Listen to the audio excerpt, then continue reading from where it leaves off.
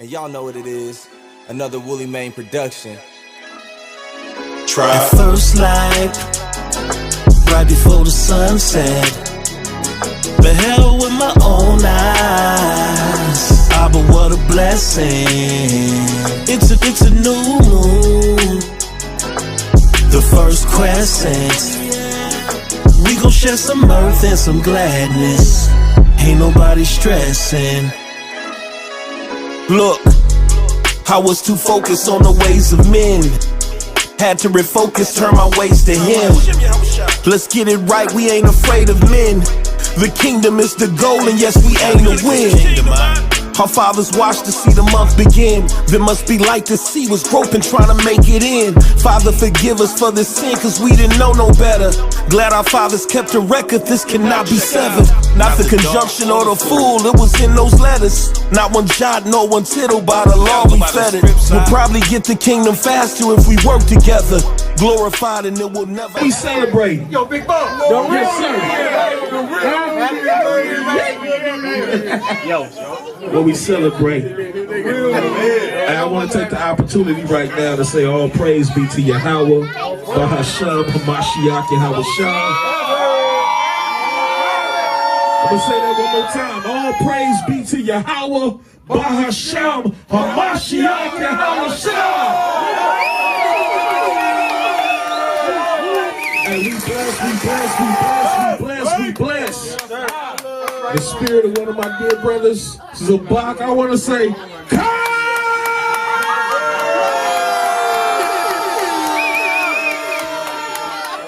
and we gonna do it. Check it out, this is how we gonna do it. On the count of three, I want y'all to say, Kwam Yasharala. 1, 2, 3. Kwam Yasharala! Go ahead and drop it, baby. New moon. It's a new moon. And y'all know what it is. Another Woolly Mane production.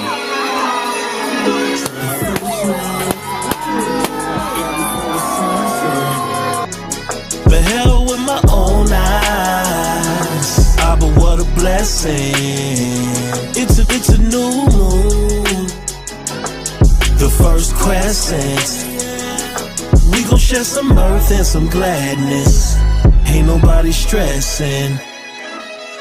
I tell my Akim Shalom as we pour around the drinks. We could look up in the sky and know exactly what he thinks. It's a new moon, a celebration. The Kaaba or the Trula that's before me is the only temptation. Tonight we do it right, so call up all the tribes to see my fifth shot like the book of Deuteronomy. Hey, these laws are part of me, and I get ruled with wicked Jews like Nehemiah. You gon' have to pardon me. Just look at what we built together. Our haters probably couldn't imagine the better successor. But all praises go to Yah, cause we don't worship men. You know that Jake's always late, let them brothers in. A holy feast, so you know we came dap it down. Menorah chains, yellow diamonds with a golden crown. Yeah, Howard Shah got our hand, he ain't gon' let us drown. We get it cracking once you hear them trumpets sound. At first light, right before the sunset, beheld with my own eyes. Ah, but what a blessing. It's a new.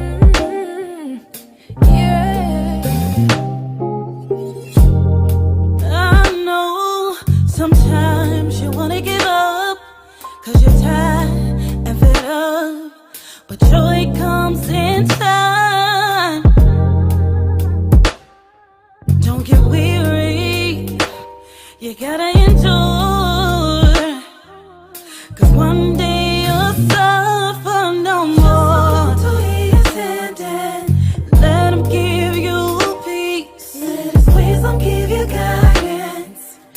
Give all your worries to him.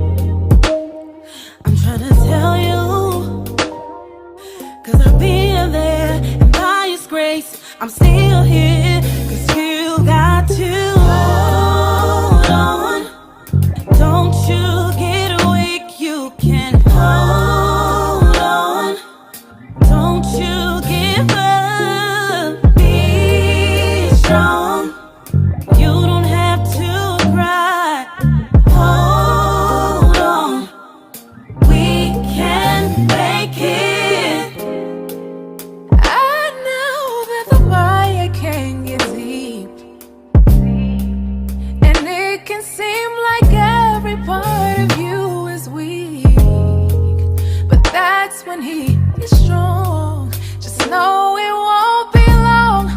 Don't be hasty, it's a marathon. Just hold on to where you're standing. Let him give you peace. Let his wisdom give you guidance. Give all your worries to him. Don't get weary, 'cause I've been there, and by his grace I'm still here. 'Cause you got to Hold on. don't you get weak, you can. Hold on.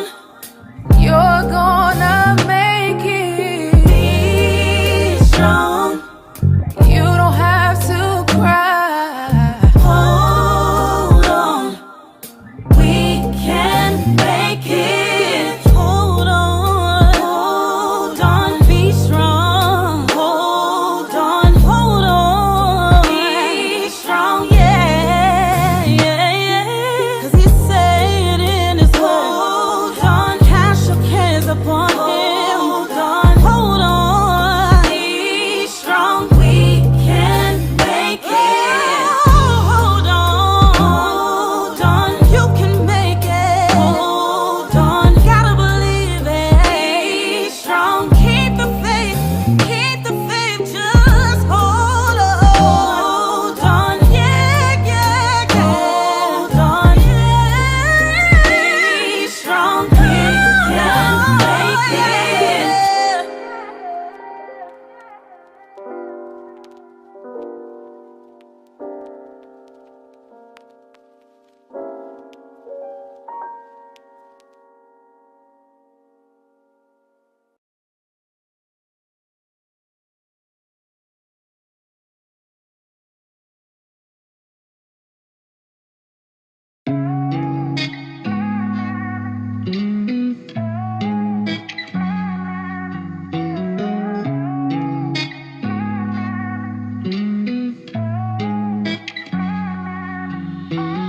I just gotta let you know that you've been so good to me.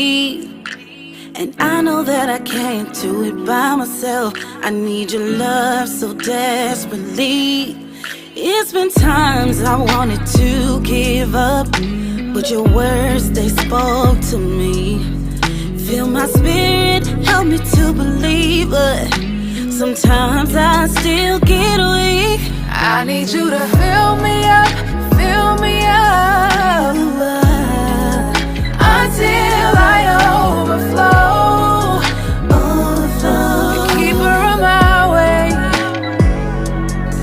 I need you to fill me up, fill me up.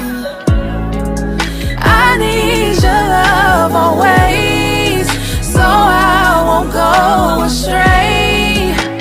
The keeper of my way. I know you know my thoughts.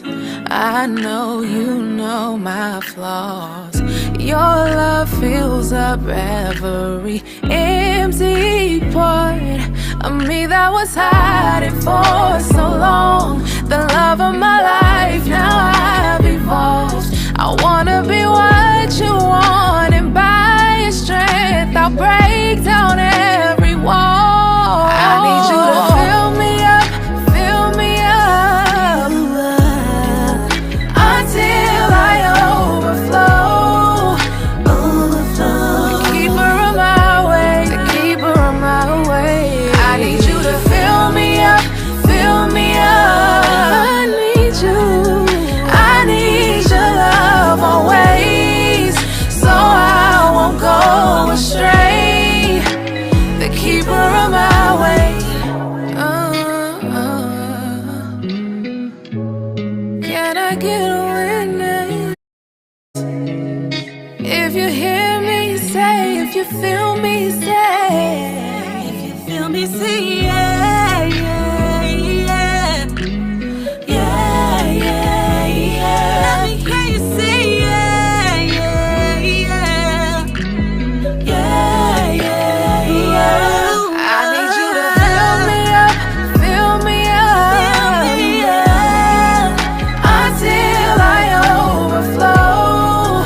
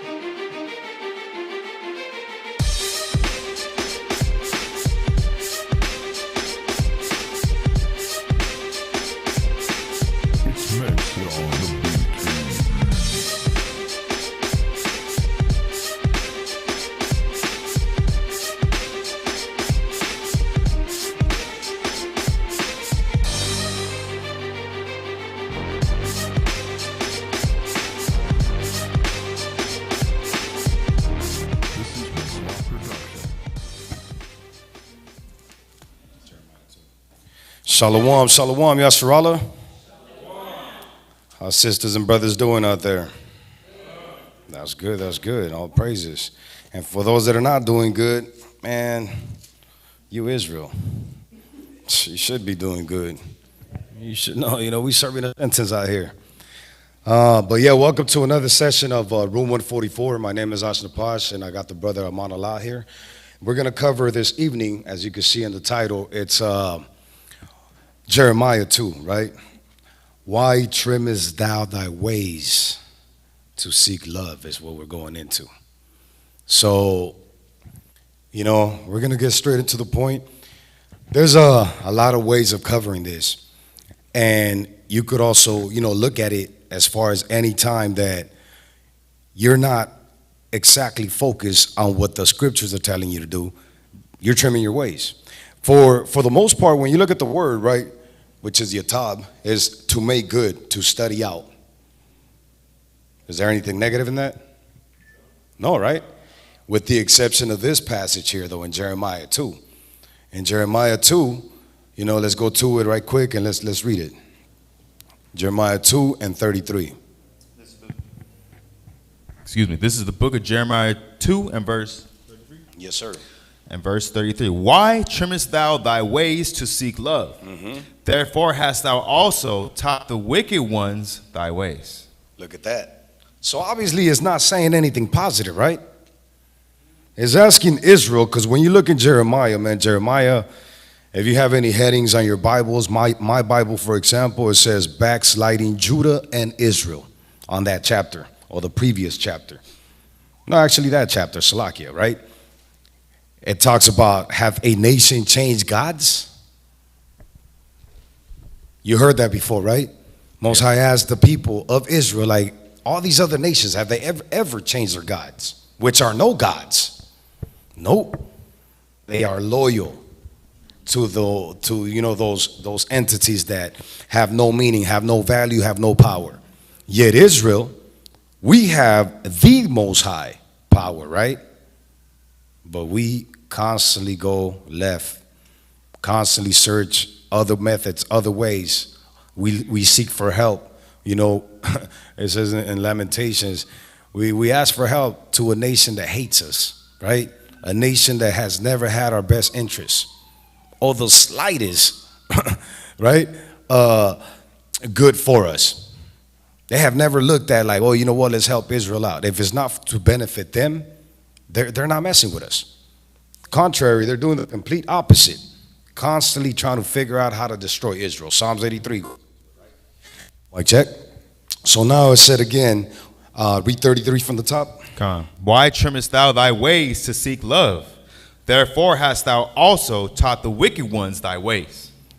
All right, so in this situation, what this is talking about is this. It says, to walk in an artificial manner. To walk in an artificial manner, right? That's what it's saying. Why do you, Israel, walk in an artificial way to seek love? And then if you think about it, are we seeking the love of the Most High in this passage, in this precept? We're not, right?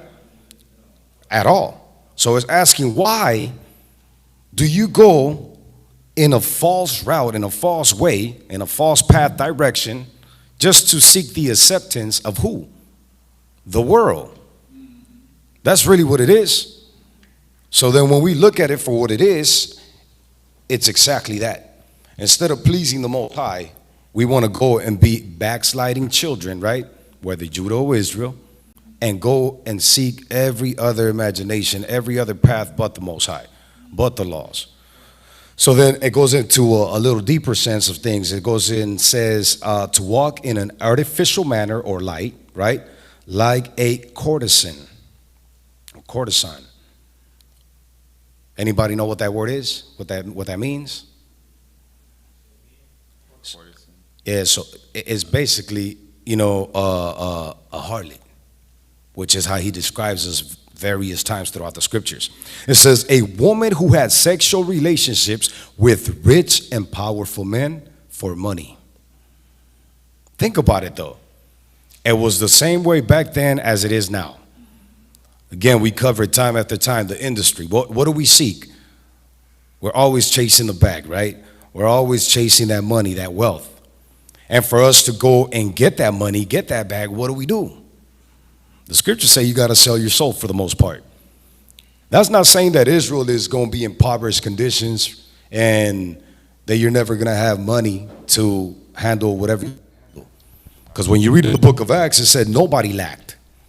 If no one lacked, that means everybody had enough. They sold whatever they had and split it down the way, right? Because when you look at the scriptures, it tells you about the necessities: shelter, food, raiment, right? What is it? It talks about water. Basically, everything that you need to survive. Yeah, exactly. But that's what I'm talking about as far as the flesh is concerned. So, but the dream that they pitch us, every time we get caught up in the carnal aspect of things. You have one house, you want another, and then you want another, and you want another. And instead of having all those houses, right, and helping the people out, you just milk whoever comes your route, whoever comes your way. Dummy money. You know, so it's something that we lose sight of what the Most High is telling us to be, to the path that He laid out for us. The path that He always said, look, if you follow these things, everything's going to turn out right? Joshua 1:8. So it says, a woman who has sexual relationships with rich and powerful men for money, right? And look at this. It says the difference between a concubine, because we had concubines, you read about them in the scriptures. A concubine was somebody that was at home, right? Handling this for that household in all righteousness, right? Obviously, if the house was righteous, if the man was righteous. This right here, which is like, pretty much what you see on Figueroa. You call them escorts nowadays, right? That's what it's talking about. So it says this type of individual, this type of woman had great independence and freedom. Great independence and freedom. So now the scripture says, why trimmest thou thy way to seek love? Why is it that you go after great independence and freedom? So-called freedom, right? It's independence from the law. It's freedom from the law. When in the scriptures it tells you we got to submit ourselves, man to the son to Yahweh, and the women to men, and the children unto the women. Celestial rank, right? 1 Corinthians. But it came up during the new moon, pointing fingers. Oh, well, it's the man. Oh, well, it's the woman. No, it's both of us. Because we are not committed to what the Most High said. Look, what your focus should be when you do get a wife and when you do get a husband is to obviously hold each other down, become one, and build that family to also be one. We don't have that. Instead, we have freedom. You have a family of 4. One is Catholic, one is atheist, one is into Scientology, the other one is into spiritual meditation or whatever, right? And you go throughout the years, throughout their lifetime, they switch up. Unstable, always everywhere. Whatever trend comes, that's what they follow. Unstable in all our ways. When the Most High said, look, if you follow my path, you should be solid. But instead of that, we want to be these harlots, right? These free, independent thinkers.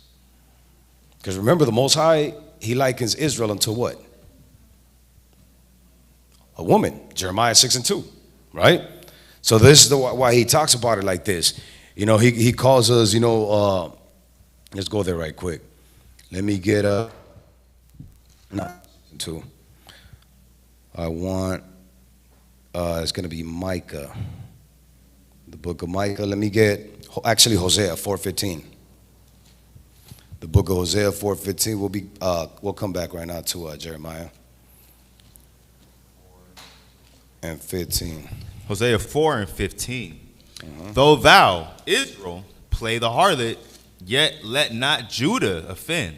And come not ye into Gilgal, neither go ye up to Beth-aven, nor swear, Yahweh liveth. But read the beginning. That's all I want at the beginning. What does it say? Though thou, Israel, play the harlot. Right? So it says, though thou, Israel, has played the harlot, right? Yet, go ahead. Yet let not Judah offend. But what happened? Oh, well.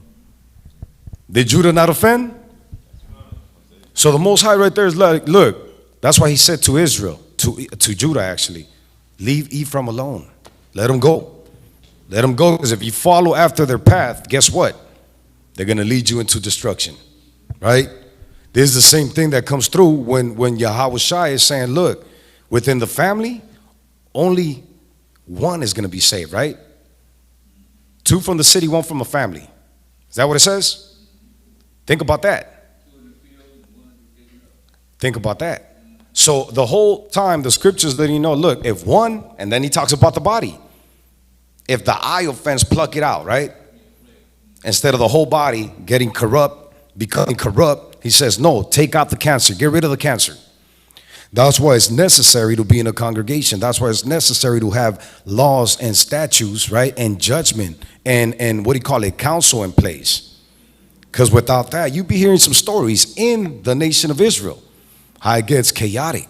And you'd be like, hold up, I thought we were Israel. I thought we were keeping these laws. Well, apparently we're not. Obviously we're not. Because if we're not going according to these scripts, but we're going against them, then we're trimming our ways. Because a lot of times we trim our ways, be like, you know what? I don't want to offend the brother. I don't want to offend the sister. I don't even want to, cause friction between the body. Think about it as a cancer. You know what? I don't want to treat the cancer. I'm going to leave it alone, and hopefully how is something that's a plague going to fix itself if you just leave it alone? It gets worse. It spreads. And once it spreads, it takes the whole body with it. Right? So this is what it's saying. Thou, though Israel, play the harlot, yet let not Judah offend. Right? But then look at what it says in 17. The same thing. Go ahead. Ephraim is joined to idols, let him alone. Leave him alone. That's what when you go into the New Testament, and we're going to touch on that scripture later on where Paul is looking out for the Gentiles, right? The ones, these individuals we're reading about. Mainly the 10 tribes. But there was also some southern kingdom that had been, caught up with this. You have something? It's basically going into the 1/3 that it's not going to be that many, It's not literal, but more than often when you look at the families of Israel, man, I look at Jake's, the bishop's family. It's beautiful. And then, other families obviously that have came here, their own families. But when I look at brothers, cousins, uncles, nieces, and that's rare. Tell me it's not. I don't really know many families that, my grandpa's here, my dad's here, my uncle's here, and they all have a good, they all have a good record. They all have a pattern of good works. It's rare. That's why the new generation being, the ones that have came and have had kids within, even then it gets complicated. You see situations where, man, out of 5 people, it's maybe 2 standing. Maybe 1 standing. And that's exactly what the scripture's talking about. Be ready, but that's, again, go back to Jeremiah. Go back to Jeremiah and read that again. 2 and 33. Because this is the problem, right? Oh, you know what? My sister fell off, but we've always had a good relationship. She was always there for me, and I was always there for her. She knows this law, but she goes against it. But just because I want her love the same way that it was back in the day, I'm going to trim my ways to be cool with her instead of her being cool with the law. Read that again, 33. Why trimmest thou thy way to seek love? Therefore hast thou also taught the wicked ones thy ways. Look at that. So now we become guilty by association.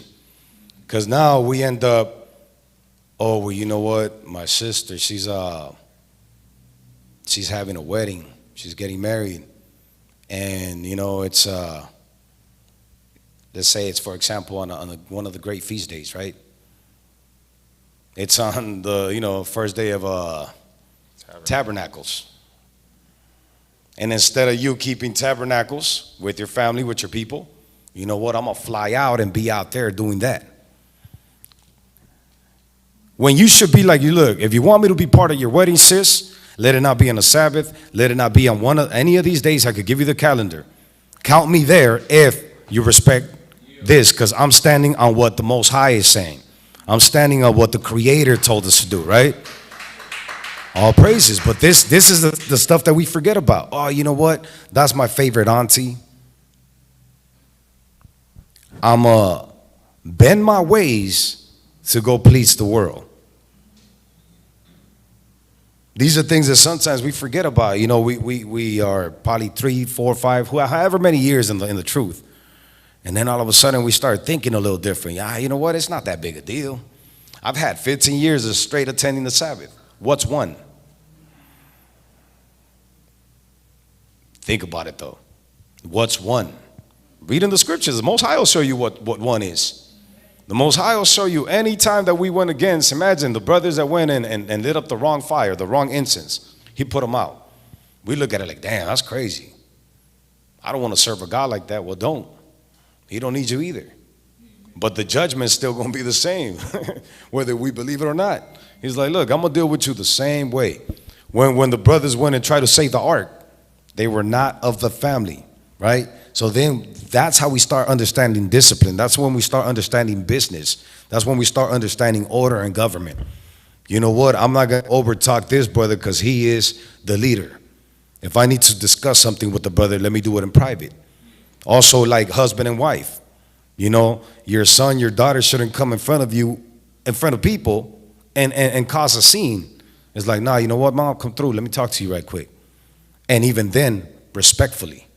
But look at where we at nowadays. Kids cussing their parents. The parents is afraid of their kids.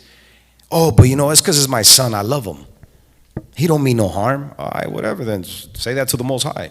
Because the Most High is going to check not only him, but you and everybody else that's in that household.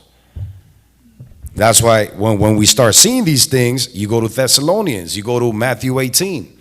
It says, after they come in front of the congregation and they still don't get it, treat them like heathen, like Gentiles, like infidels, like unbelievers, because that's exactly where they're at.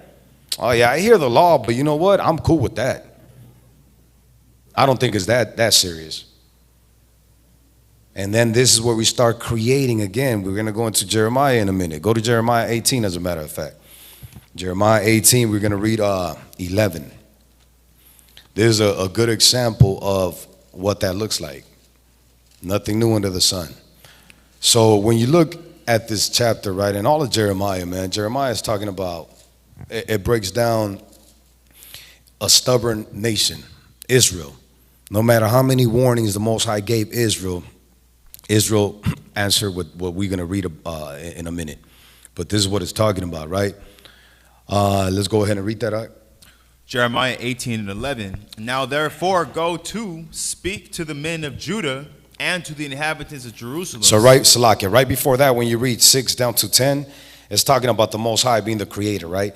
And then it says, cannot the Most High do with the pot however he pleases? Kind of going into Romans. Oh, but what about Esau? What about Esau? The Most High is going to have mercy on who he wants to have mercy, right? So then this is what it's talking about right here in Jeremiah. He's like, look, Israel, if there's a nation that I have set up, but go against the rules and regulations that I have set up for them to enjoy of whatever privileges I'm setting up, do I not have the power to turn that around and bring them to the bottom? And the same, vice versa. Those people that are at the bottom, if they come back and return and obey me, can I set them back up? That's why it says nothing for the Most High to make a poor man rich. For the Most High. But we want to seek it ourselves, right? We want to figure it out our own selves. Like, you know what? That's cool, the Sabbath, but I got this job right now.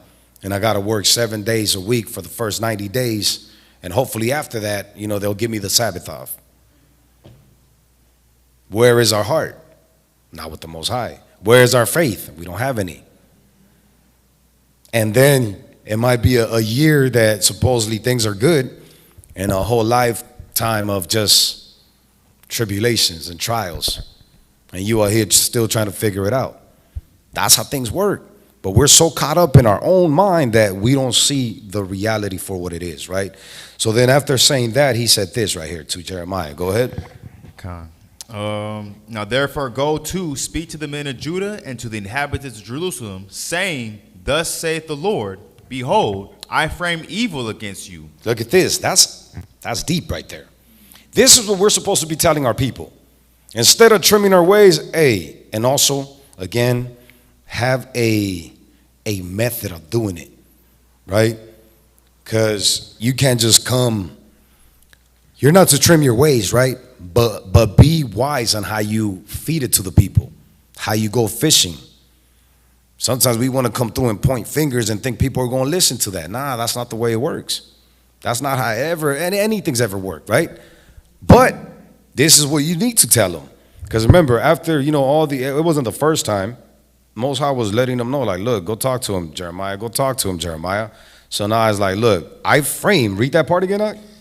Behold, I frame evil against you and devise the device against you. This is Jeremiah giving Israel the Most High's message, which was, look, Israel, I frame evil against you and devise a device against you. When we read about things like that, we think about Esau, right? All the methods, for example, in the Inquisition, right? The methods of torture that they created. But right here, the Most High is saying, I frame an evil against you. I am setting them devices against you. If you don't listen, all you got to do, Israel, is listen. Go ahead, Ak. Return ye now every one from his evil way. So look, everybody that's here, that's listening to my word, he's like, look, all you need to do is return. Because this is already set up, right? Go ahead. And make your way and your doings good. Look at that, right? That's all they had to do. That's all we have to do. Go ahead.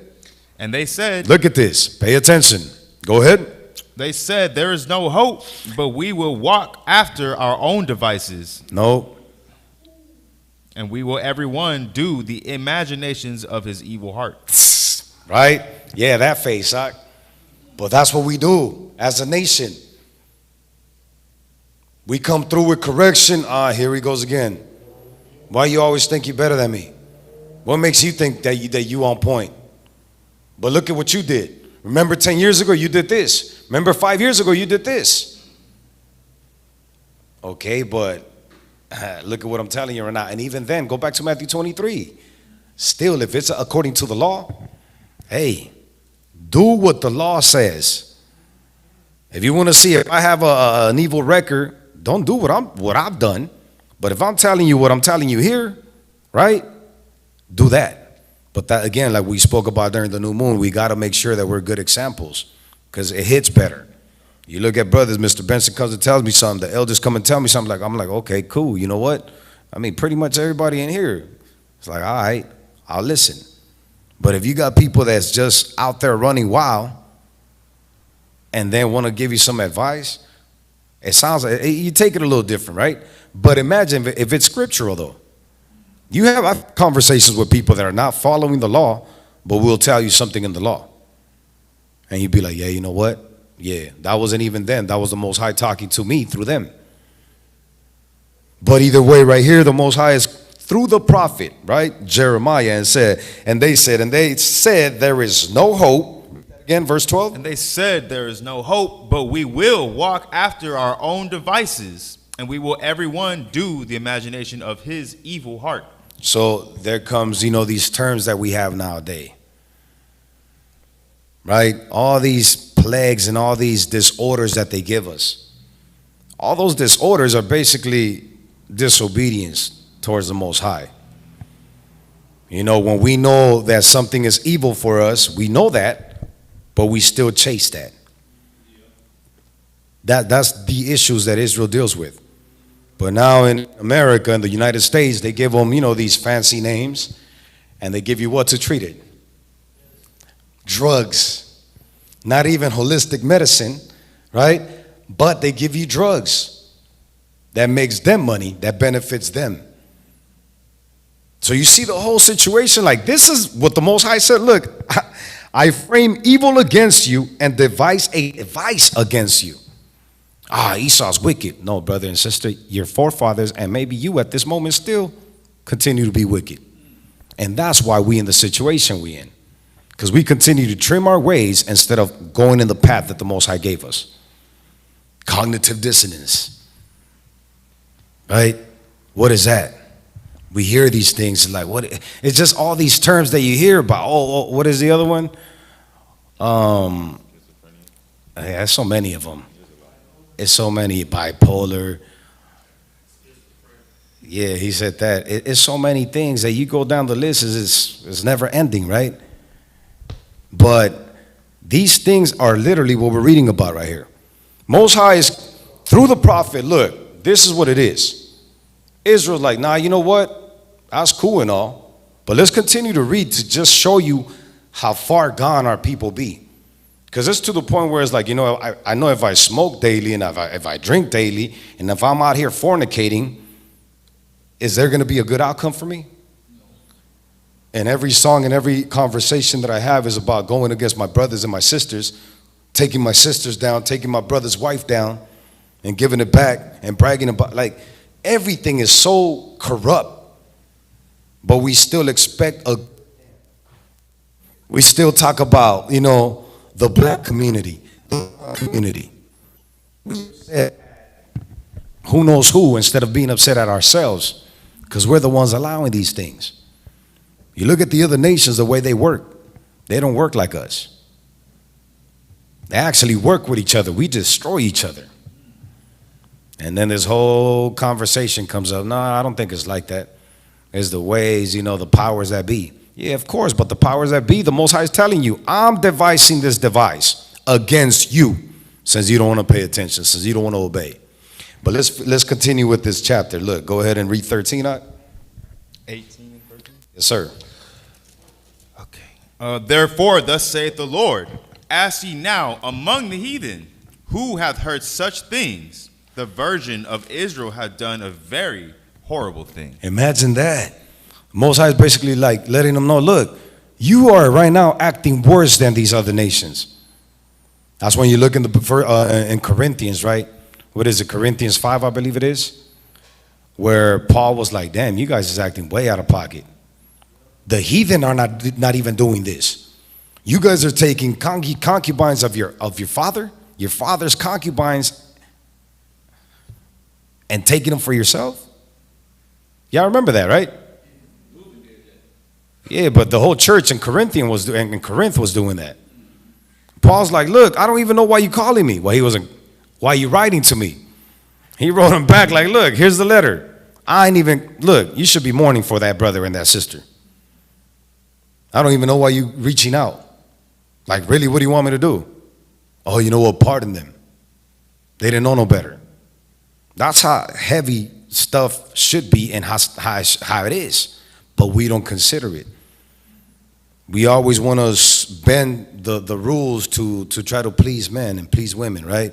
That's not how it works. You out here, people are giving you some lame excuses and still want you to back them, and it's like, really? Whatever you're saying makes no sense. Make it make sense, because it's not. You be in front of a panel of 5 adults, and it's like, man, you really talk that? You want me to believe that? Right? You really want me to believe that? Oh, okay. I'm not. But guess what? The world's going to believe it. The world's going to label that person a victim. The world's going to flip the whole script around and be like, yep, you know what? Where's the individual that hurt you? And in your mind, you'll be like, praises, you know what? I got away with it. And you're saying these things, thank God. You might not say all praise, but you say, thank God. I got away with it. And to the point that at that time, you are believing the lie that you really think that you're the victim. Again, it's mental disorders that we suffer from. We suffer from, and we really start believing these things. But now the Most High again said, look, let me know what other nation has done as horrible as you have, Israel. Go ahead. Will a man leave the snow of Lebanon, which cometh from the rock of the field, or shall the cold flowing waters that come from another place be forsaken? Go ahead. Because my people have forgotten me, they have burned incense to vanity. Look at that. They have burned incense to vanity, right? Look at this part right here. And they have caused them to stumble in their ways from the ancient paths. Because that's what we read earlier in Jeremiah 2, right? Read that part again, Art.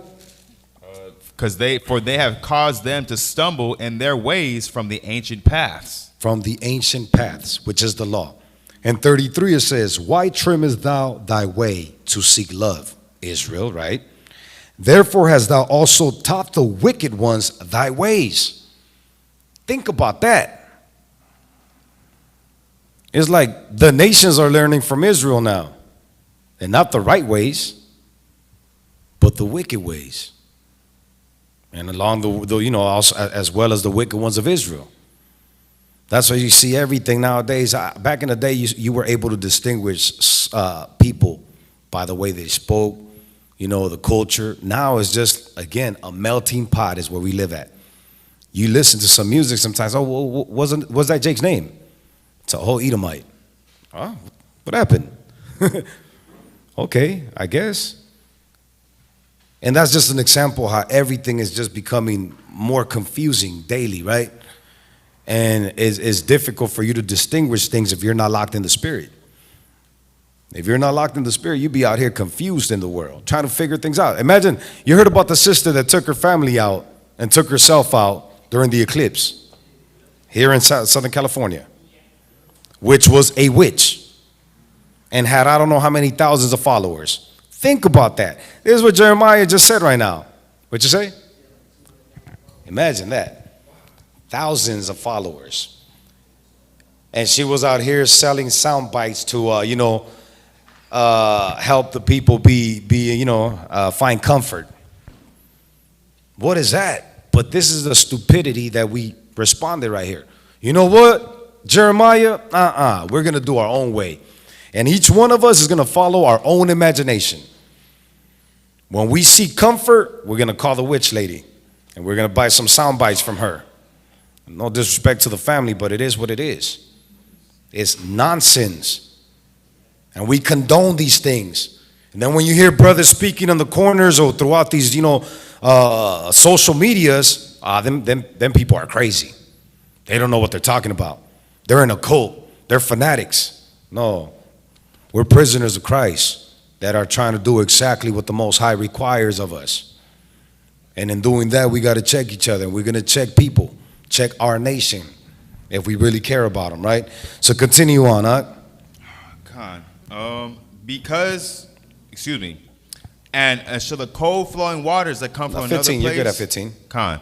Because my people have forgotten me, they have burned incense to vanity, and they have caused them to stumble in their ways from the ancient paths, to walk in paths in a way not cast up. Going back to what we read earlier, right? To walk in an artificial manner. Even Christianity, Catholicism, any sect, any religion that you could think of.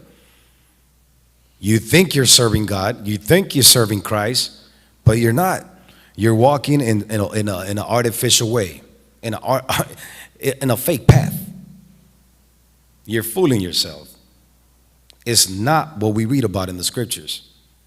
You out here claiming to be Christian, Catholic, and so forth, but yet still keeping Christmas and all these paganist holidays, folly days, that there's factual, there's books and there's articles and there's YouTube videos. I mean, there's everything. Even your cartoons will tell you to your face.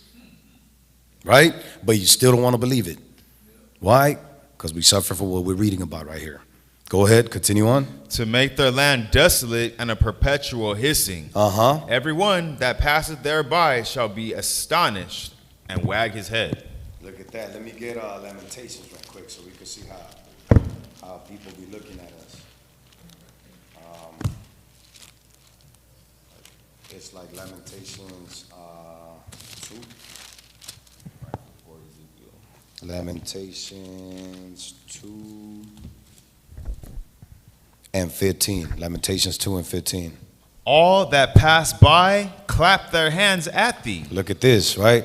When they pass and they drive by South Central, when they drive by Gardena, East LA, Oakland, right? Logan, Chicago, what do? They hiss and wag their head at the daughter of Jerusalem. Go ahead. Saying, is this the city that men call the perfection of beauty? They're clowning. It's like, damn, this is the city that they call the perfection of beauty? This is the chosen people? These are the true Jews of the Bible? Wow. You driving down Figueroa, down Sepulveda, down Western. These are the daughters of Israel. Wow. Yeah, those are the daughters of Israel in a messed up condition, completely following our own way, trimming the ways of the law, right, to seek love. Read that again, huh? All that pass by clap their hands at thee. They hiss and wag their head at the daughter of Jerusalem, saying, is this the city that men call the perfection of beauty, the joy of the whole earth? Yep, go ahead. All thine enemies have opened their mouths against thee. They hiss and gnash their teeth, then say, we have swallowed her up. Certainly this is the day that we look for. We have found, we have seen it. That's how they feel. What about Esau? There you have it. What about them? They happy. They got what they wanted. And they continue to have what they want. Because Israel continues to mess up. We continue to trim our ways. We continue to bend the law, break the law, not even bend it. We break it daily, weekly. Right now, everybody's at the club right now, everybody at the game right now, everybody at the, the concert, the bar, doing our own thing. Oh, well, I'm with my family.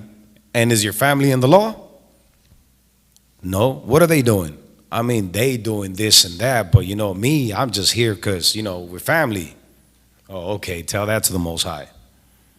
Why are you not congregating with the family that you should be congregating with? Because from what I recall, Yahweh Shai said, my family is those that do my Father's business. Oh, but I'm Christian though. Okay, I don't know where. Not according to these scriptures. Continue on with Jeremiah. You're in Lamentations. Go back to Jeremiah. Oh, Khan. Yes, sir. 18:17. So, the more we read, the more we understand the state of mind that Israel always had for the most part. The 2/3. When you were asking about, the one from the family, 2 from the city, that's what it's talking about. The 1/3 is going to be 1/3 from all of Israel. That's a lot of people, but compared to imagine all of Israel, because we rather do our own thing than follow the Most High. Go ahead, 18 and 17. Jeremiah 18 and 17. I will scatter them as with an east wind before the enemy. I will show them the back and not the face. Look at this, 18. And not their calamity. Then said Salakia, read that again. Read the last part. I will show them the back. I will show them the back and not the face in the day of their calamity. This is a precept that goes, I think it's in the book of Psalms, where it says, I will laugh at your calamity. When you come and ask for help, he's like, nope, I'm not listening. And this is how you explain it to your son, to your daughter. I mean, everybody understands that when you needed your father's help or your mother's help, uncle, whatever it is, anybody that was, looking out for you, and when they ignored you, how bad did that feel? When without that help, you weren't going to make it. But this is what the Most High is saying. Look, no matter how you want to see it, you're going to need my help. But in that day, I'm going to be laughing at your calamity. We create problems for ourselves. We create issues. We dig holes for ourselves, and then we ask the Most High. A whole life of disobeying the Most High, but yet at the end we need his help. And not even at the end. Throughout our lives, we're always asking for help. The book of Judges, right? We cry, he helps us, and then we go back to all that crazy stuff that we do. Look at what 18 is crazy though. Read this. Then said they, come and let us devise devices against Jeremiah. Look at that. Sounds familiar, right? That's what Yahweh Shai was like, man, you out here, you nation of vipers, you talking a big talk right now, right? But you're the same ones that we read about in Jeremiah, Ezekiel, all the prophets. He addressed the Pharisees like that. Oh, you in a big seat right now. But guess what? You were the same individual that were persecuting the prophets back in the day. Because it says, then said they, right? Come and let us devise devices against Jeremiah. Read. For the law shall not perish from the priests, nor counsel from the wise, nor the word from the prophet. Come and let us. Hold up. Look at that. Imagine how shameless Israel is. He's like, look, let's do away with Jeremiah. Let's take him out. Because we already know that the law shall not perish from the priest, nor counsel from the wise. So they recognize that the law is the law and the counsel is the counsel. The priests are doing the business of the Most High. But they're like, look, let's just kill him. So he could leave us alone. Let's just take him out. Nothing new under the sun. It happened then. It happened in the days of Christ. It's happening right now. Right? Finish it up. Nor the word from the prophet. Come and let us smite him with the tongue, and let us not give heed to any of his words. Look at that, man. It's when you hear our people on the corners cussing the prophets out, right? Saying all kinds of negative things, creating friction, acting like victims to create, to bring forth death. Anytime you hear a female going and getting loud, that's it. There's going to be some bloodshed.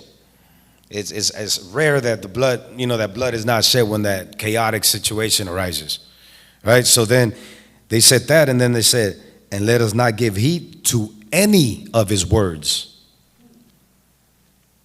Any of his words.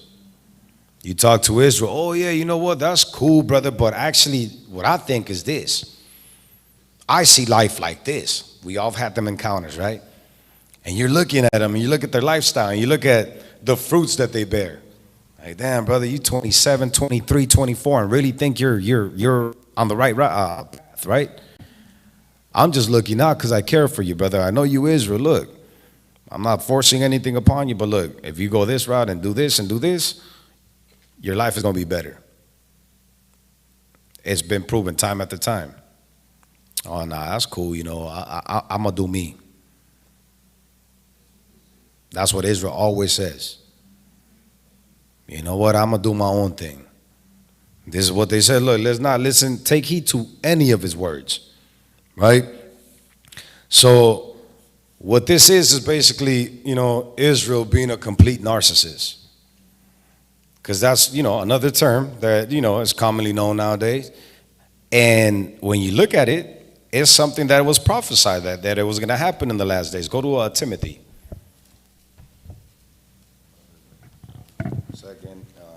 2:6.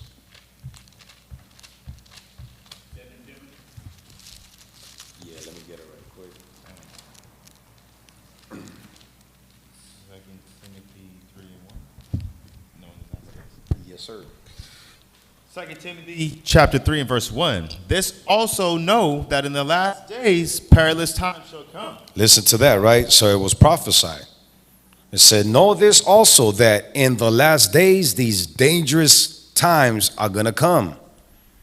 Right? Go ahead. For men shall be lovers of their own selves, covetous, boasters, proud. Okay, hold up though. It says, men shall be lovers of their own, of themselves, right? Where are we now? You look at these traits, right? Lack of empathy for others, need for excessive admiration, belief in being unique and deserving of special treatment, manipulative behavior, arrogance, self-centeredness, right? Exploitation of others. Isn't that what we see left and right? The Most High Prophet, he said, look, be careful, beware, because in the end day, in the last days, in the end, these things are coming. Where men are going to be lovers of themselves. You go to Deuteronomy 28 and 54 and 56, it talks about, the woman and the men. They used to care that were tender among you, would have that evil eye. So it was something that has been in existence, but it's only getting worse and worse and worse. And it says it's going to be real bad at the end. It also states in the book of Matthew where it says, this generation's end is going to be worse than Sodom and Gomorrah. How many people made it out of Sodom and Gomorrah?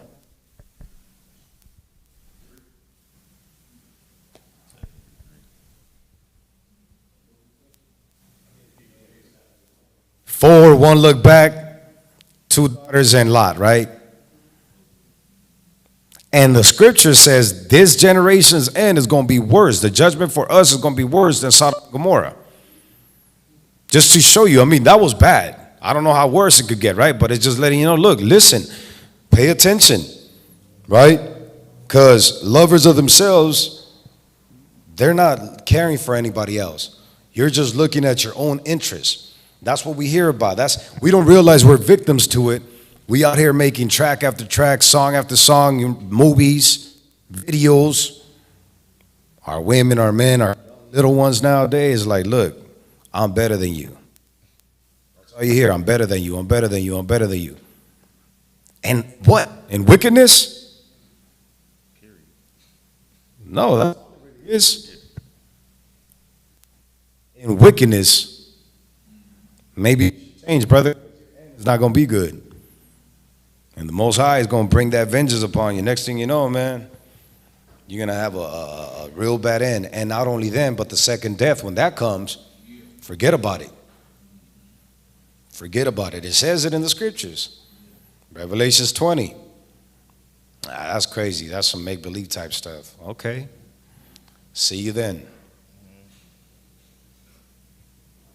Ezekiel's telling me to warn you. Why are you always coming in and you know, killing my vibe? I'm like, I'm trying to save your soul. I'm not trying to kill anything. I'm trying to kill that wickedness that's in you. That wicked path that you always walking. I'm trying to like pull you back to what the Most High is telling me to tell you. The Most High is requiring from us. Right? But we don't be doing that. We are lovers of ourselves. Go finish that up. And covetous, boasters, proud, and blasphemers, disobedient to parents. Look at all that. All that. How was this back, let's say 30 years ago, 40 years ago, 50 years ago? Because 40 years ago, it was already getting ugly. It wasn't as ugly as now.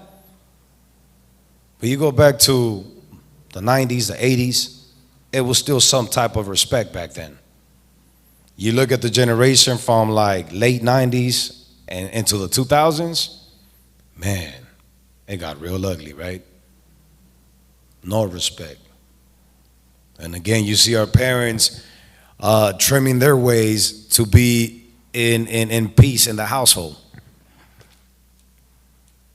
They say, oh, those are the old methods. Those are the old ways. They don't let people, the parents, it's rare for parents to go and check their kids nowadays, to correct them. No, just talk to them, be nice. Let them be. They got to find themselves. They got to figure themselves out.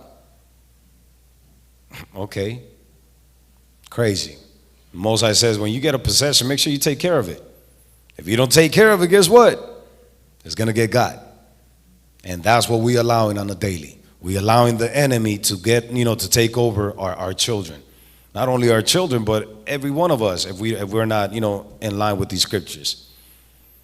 Go from there and go to the book of Matthew, right? Matthew 5:17. Going back to Jeremiah 2:33, where it said, that they were going to teach pretty much everybody else their ways. And this is what Matthew's talking about in Matthew 5 and read 17 through 19.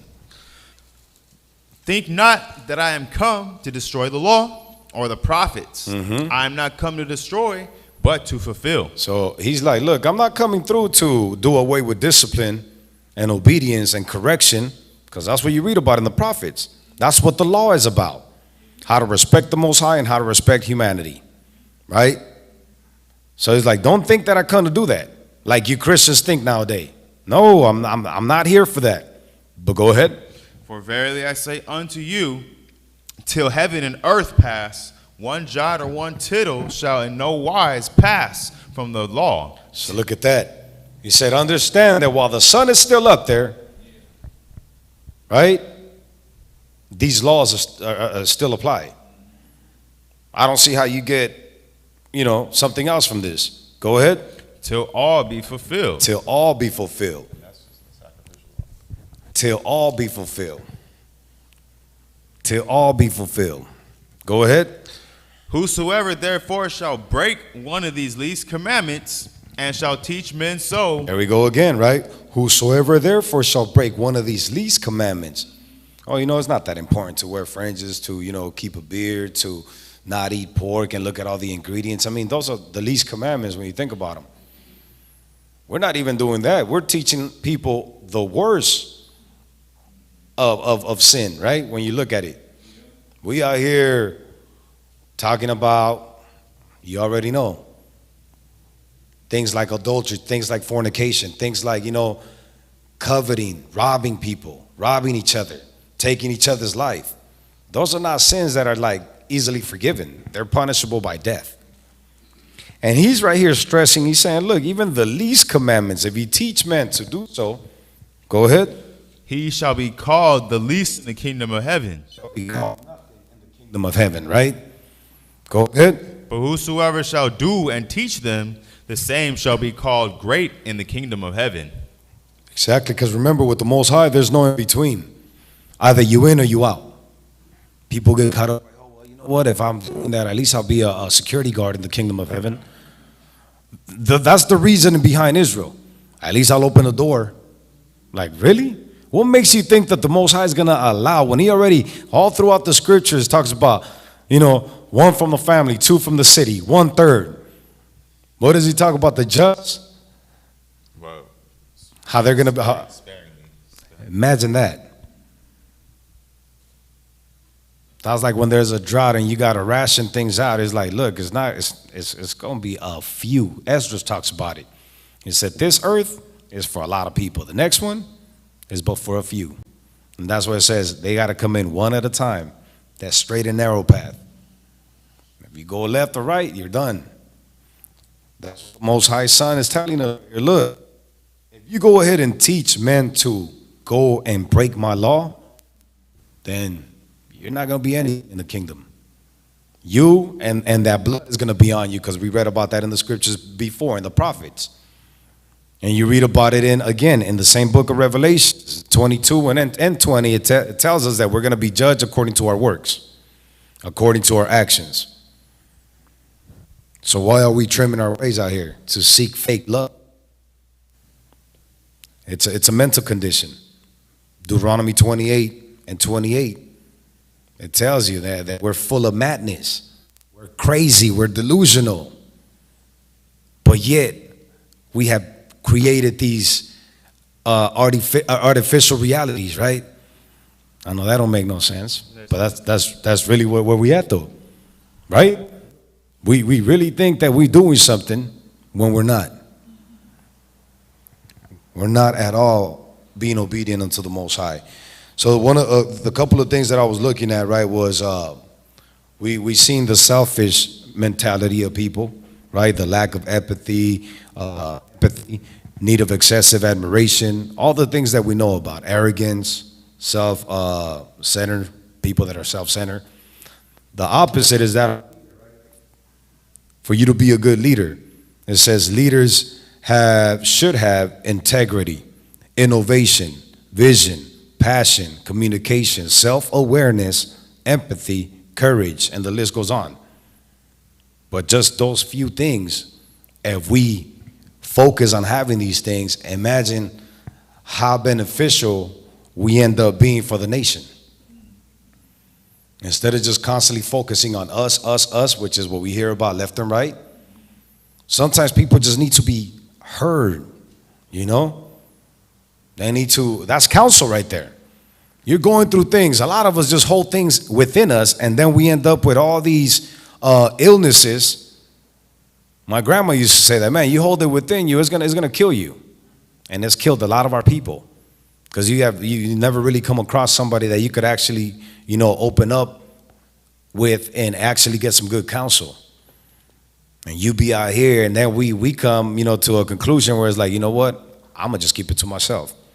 Me being a man means that I just gotta keep it to myself. You hear one of the greatest brothers, you know, David, you hear about Solomon, they have counsel. At best or at worst, depending how you see it, cry out to the Most High.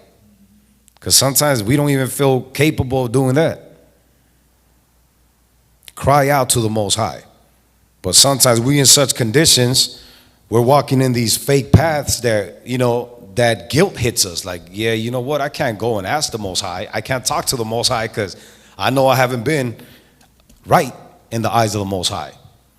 So let that guilt, right, that you have, be there, cool, but convert that mug into what?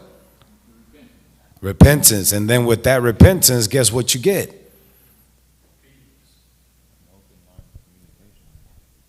What he just said right now. Because now if you're repenting, if you're in a repentant state of mind, then guess what? Okay, cool.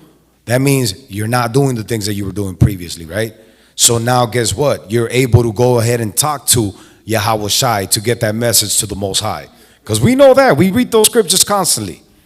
He's the mediator. Proverbs tells you if you commit sin, your prayer is an abomination in the eyes of the Most High, in the ears of the Most High. So, okay, we know that. And we know Psalms talks about a contrite heart. Okay, cool then. If that's the case, let me go ahead and do whatever I need to do to be able to reach the Most High. Most High willing, my prayers are heard by the Most High. But this is us being conscious of what it really takes. But if we want to continue in that, fantasy that we call reality, then we're going to continue in the same ways and think that the Most High is going to help us. And then we get a job that allows you to do better or be in a better situation for you and your family, and you're thanking the Most High, but yet you're profaning the Sabbath. Did the Most High really bless you with that? Because remember, he gave Satan power as well. Satan told Yahweh Shai, look, man, this whole world that you're looking at right now could be yours if you bow down. Yahweh Shai was like, man, this is already mine. What you talking about? Us, though, we're like, oh, yeah, really? Okay, cool. What do I got to do? Oh, the Most High is going to understand. I got to feed my family. Right? Nah, the Most High does not understand. He understands that you're foolish. That's what he understands. He understands that you have no faith. He understands that you're not putting him as a priority. And that you're a disobedient child. Yeah, that wicked servant that we read about in the scriptures. Because if we put our trust in the Most High, he provides. He provided for all our forefathers that were obedient. So how is he not going to provide for us? Right? We see it on the daily when he provides for the animals that he talks about in the scriptures. So let's cover a couple of these things and we'll wrap it up. Well, it's kind of early today. Okay. Well, that was good. Let's go to 1 Samuel right quick. 1 Samuel 15 and 22. That's your script, right? It should be. Oh. 1 Samuel. He brings it up. 1 Samuel 15 and 22. And Samuel said, hath the Lord as great delight in burnt offerings and sacrifices as in obeying the voice of the Lord? So he's asking, like, really, you think the Most High really finds pleasure in all these burnt offerings, knowing that these burnt offerings are being offered due to sin? Go ahead. Behold, to obey is better than sacrifice. He's like, nah, he doesn't. Going back to what we read about during the new moon, the shadow of good things to come. Where people get caught up, oh, well, the law's done away with. No. This understanding that we mistreated is done away with because it never got us to perfection. So that's what he's saying right here. No, the Most High does not take delight in sacrifices. He says, behold, to obey is better than sacrifice. Go ahead. To obey is better than sacrifice, and to hearken better than the fat of rams. For rebellion is as the sin of witchcraft. Look at this. For rebellion is as the sin of witchcraft. What is the recompense for witchcraft? What is the judgment? Death. What is it? Death. Say it in the mic. Death. Death. We read in Matthew 15 and Matthew 5 right now. Right?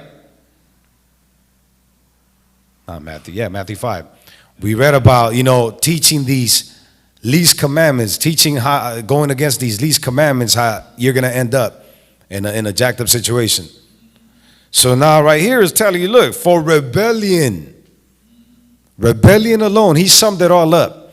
He's like, look, if you want to go against me, rebellion, I'm going to treat it as witchcraft. So if you're committing witchcraft, then guess what?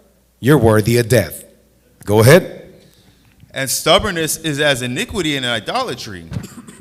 Because thou hast rejected the word of Yahweh, he hath also rejected thee from being king. Yeah, he was talking to Saul, but that applies for everybody. Right? So let's go and get Hebrews 1 and 4.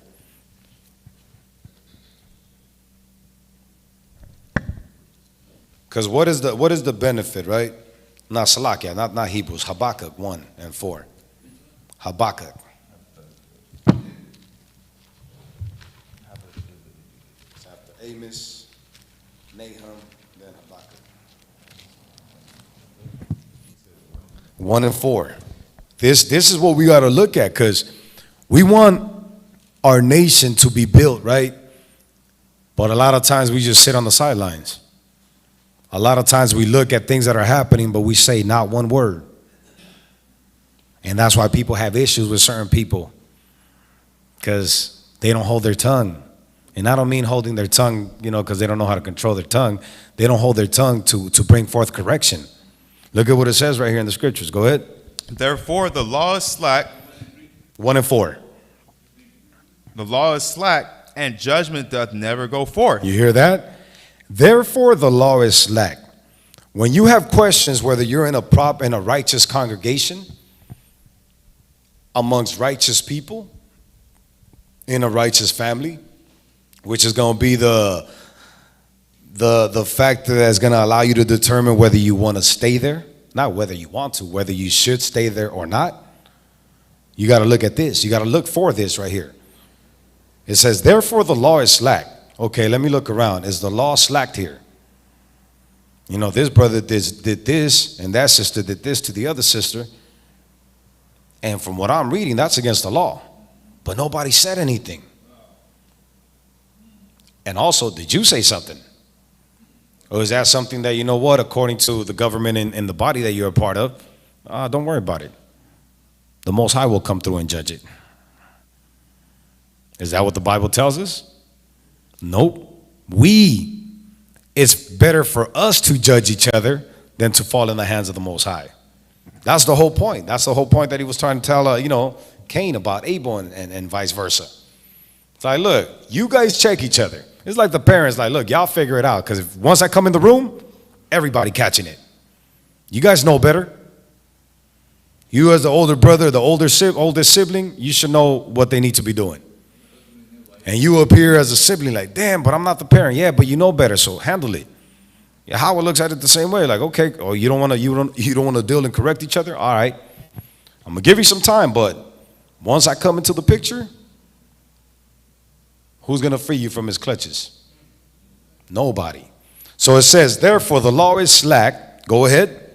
And judgment doth never go forth. And judgment doth never go forth. So are we really in his word? Are we really in the truth? Not at all. The whole point of this is understanding the government that the Most High set, right? What was Moses always doing? What were the priests always doing? What was Yahweh Shai always doing? You look at Solomon, the story about the two sisters, right? One that lost the baby, and that they both came and were trying to figure that out. Before that, Solomon prayed. Most High dealt with them, right? And he asked, like, what do you want? He's like, look, I honestly want to know how to lead. He said, I'm young, Abba. I don't know how to lead the people. And I don't want to, lead the people in error. So if you could give me the ability to be able to go ahead and have that discernment to bring forth the proper judgment, that's what I need. Most High said, okay, cool. Since you weren't selfish, since you weren't a lover of yourself, and you were thinking about the family, about the nation, I'm not only going to give you this wisdom, all these riches are yours too. But think that's you read about it. It's one chapter, right? But that shows you exactly if our mentality was tuned into what we need to be tuned into, how the Most High quickly blesses you. He's like, all right, because he meant it. Because we could say that and not mean it. Solomon was like, all right, the Most High looked at it like, okay, cool. This is what you want.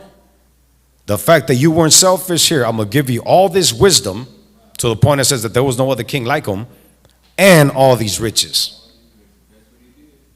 Because he was tuned in. He was locked into what the scriptures were asking of, right? What the law asked for, right?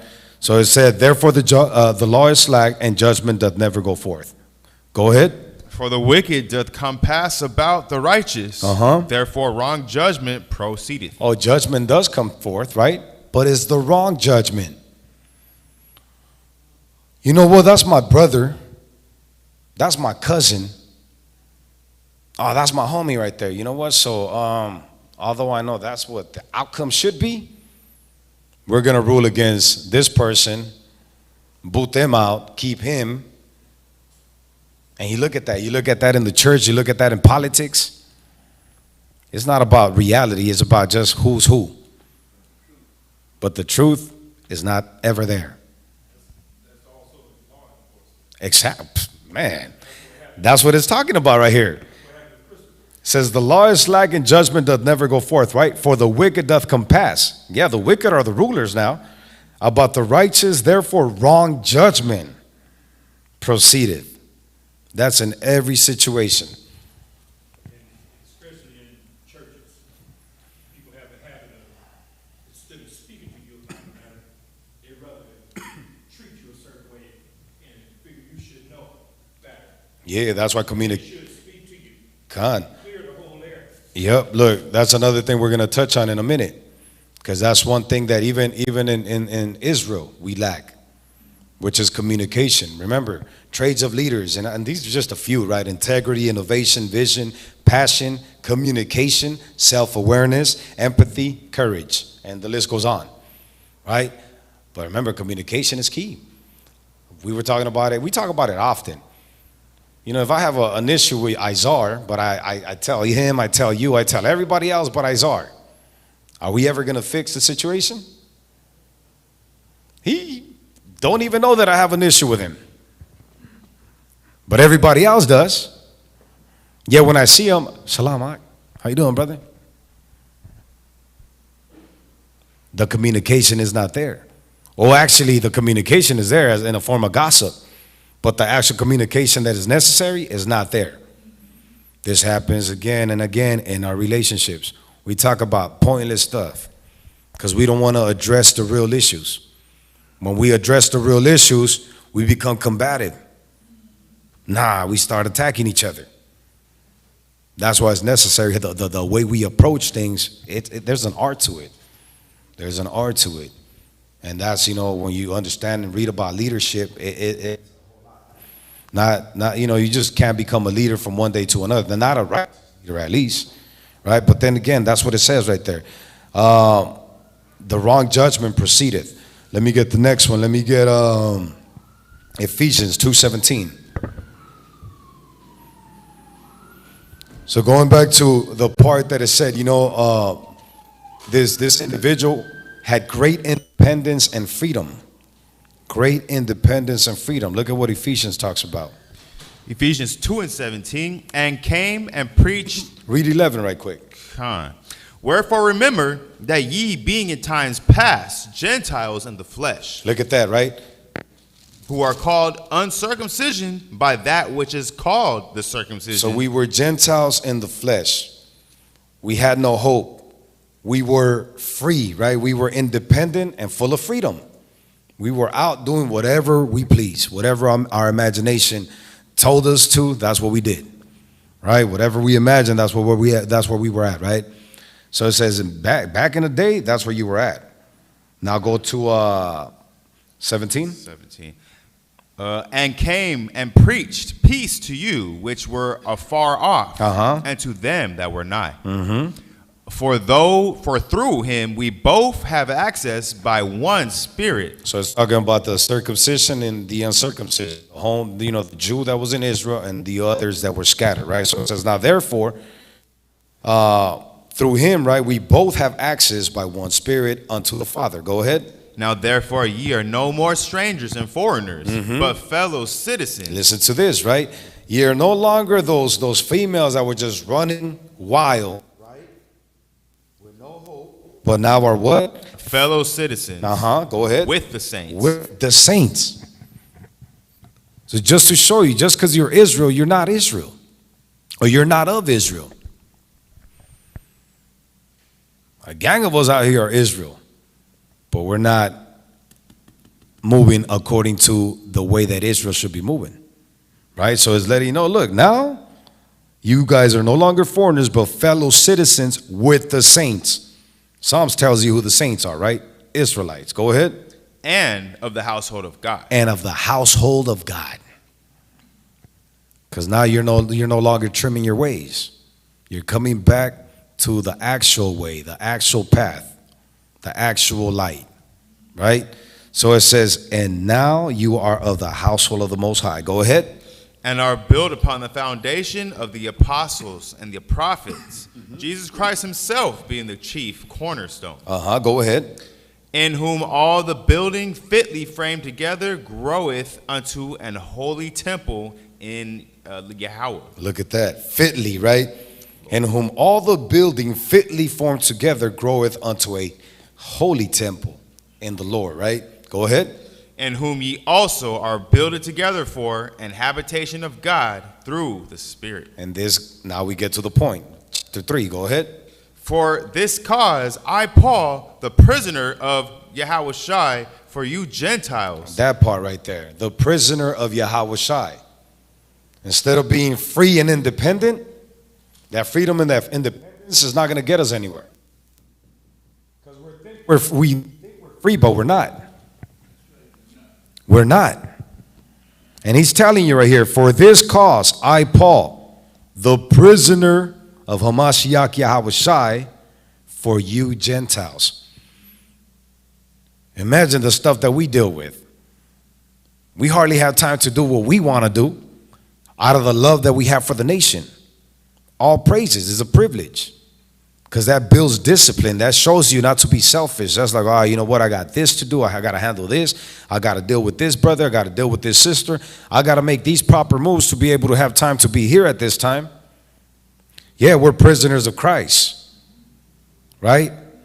But that freedom that we miss, what freedom was that? The freedom to do sin. That's all it is. That's what we miss a whole lot of times.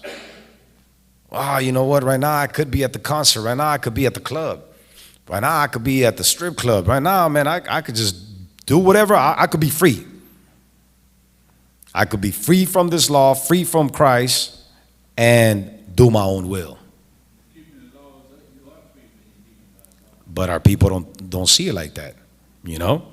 Remember what we read about in Jeremiah right now? Nah, you know what? The word's going to go forth. The prophet's going to come through with the law.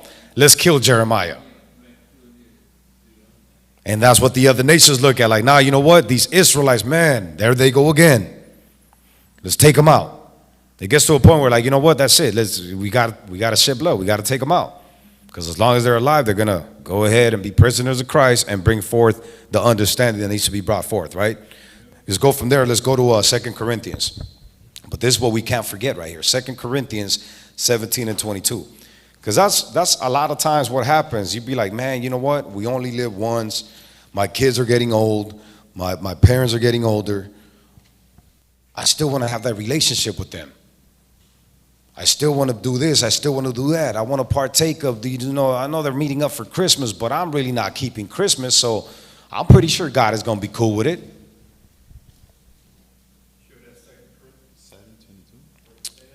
Let me see. 2 and 17. What did I say? I thought you said 17, 22. Salake, I'm a little dyslexic. I mean, not like that. 2 Corinthians 2 and 17. For we are not as many which corrupt the word of God. Hold up. That's not what I want. Psych. Yeah, there is, but that's not what I want.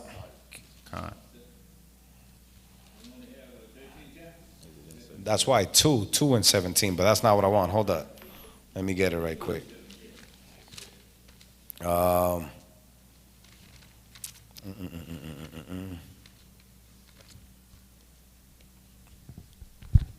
me get it right quick. Crazy enough, speaking on the situation, coming out of the world, it's like you grow up you grow up in ways that you have to actually trim yourself. You got to trim your ways from, wickedness and sin. So we're getting into the understanding, being in the faith, to remember not to trim the tree of righteousness of sin. We got to keep trimming that, tree of sin. Yeah.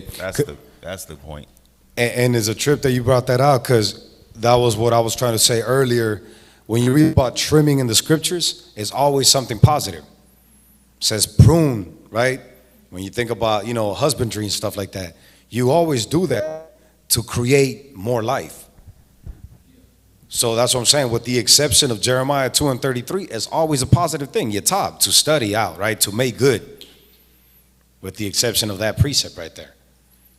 Even when, you trim your beard, you trim certain things, you make them look better. You make them better, right? You're more presentable. But not when you trim the law. When you trim the law, you're slipping. When you trim the ways of the Most High, that's the only thing you should not be trimming, right? So it's actually 2 Corinthians 4:17. So lock you for that. Because remember, we're prisoners of Christ, right? Which sounds kind of like a heavy burden in a sense. Especially if you're still, connected to the world and have issues, have things that you miss. So it's how you see it. But look at what it says right here in 4:17. For our light affliction. For what? Our light affliction. So now it says for our light affliction, right? Go ahead. Which is but for a moment. So look at those two things. It's a light affliction and it's only but for a moment. Whatever we're going through right now, and these are the things we got to remember no matter what is thrown our way, because that's the only way that you're going to program your mind to stand firm in this law. If you don't do that, anything is going to rattle you.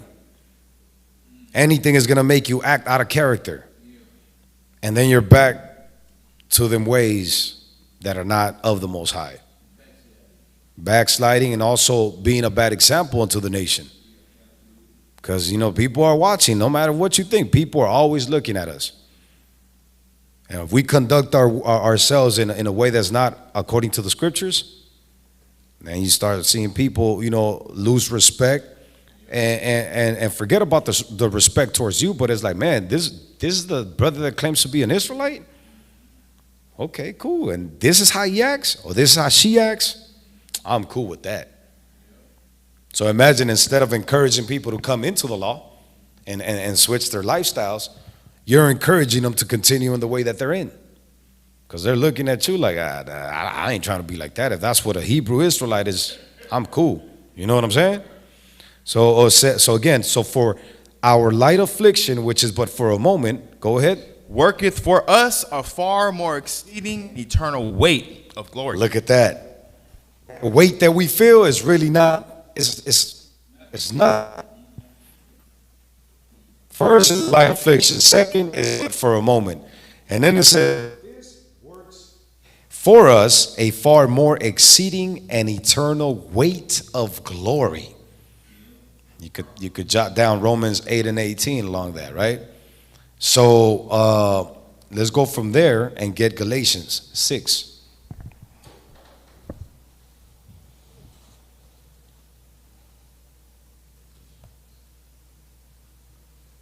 It's crazy because look at even 18, it talks about things that we see, right, are temporal, but the things which are not seen are eternal. But let our mind believe that. It's easier said than done. Galatians 6. 1 through 6. Galatians 6, verse 1.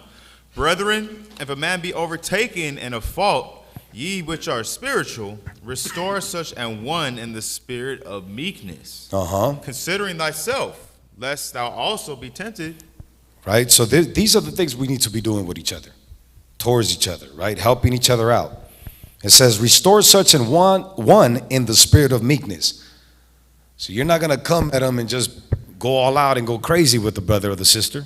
No, with all meekness, hey brother, hey sister, look, let me try to make you see something. It says, considering thyself, because you wouldn't want somebody to deal with you, right, a certain way. And then it says, lest thou also be tempted. Now instead you came through like, man, I was trying to break this brother down. I was trying to help the Jake out and we ended up getting into a scuffle. How did you go about doing that, brother? Or doing that? So how did you approach it, sister? I mean, well, you know, cuss them out a little bit. whatever it was, right? That wasn't proper. You disrespected the Jake? You disrespected the sister? Of course they're not going to listen. Nah, it's friction, left and right? Verse 2. Bear ye one another's burdens, and so fulfill the law of Christ. For if a man think himself to be something, Look at this right here, because that's what happens again and again with us, right? I'm at a certain level. I'm better than this brother, so he should listen to me. I'm better than this sister, so, you know, I should be a good example. She should know that I'm a good example. Nah, it's like, look, bear ye one another's burdens, and so fulfill the law of Christ. That means you're going to have long suffering. You're going to have patience, right? Then it says, for if a man think himself to be something, go ahead. when he is nothing, he deceiveth himself. You're lying to yourself. See that balance, how beautiful it is when you read the scriptures and really understand them, right? Go ahead, verse 4. But let every man prove his own work, Uh-huh. and then shall he have rejoicing in himself alone. He's like, look, that's what you focus on. You prove your own work. Once you prove your own work, you're going to know without a shadow of a doubt that you're doing exactly what you're saying you're doing, right? Once you see like, oh, you know what, you could say that I'm charitable left and right. But once you analyze your actions, like, damn, you know what, I had enough for like 3 of us, but I thought I was that hungry and I ate it all up. Nah, man, my stomach hurts a bit, man. I should have just shared. Right? Things happen like that. It's like, but yeah, you know, I'm a real charitable brother. Nah, it says, look, but let every man prove his own works. And that's, you know, a quick example. And then shall he have rejoicing in himself alone and not in another. Continue on. For every man shall bear his own burden. Mm-hmm. Let him that is taught in the word communicate unto him that teacheth in all good things. Going back to not trimming our ways, right? If you know better, do better. If you know something is off, say something, right? Hold that right there and go to Psalms 119. Psalms 119, and we're going to read 1 through 8.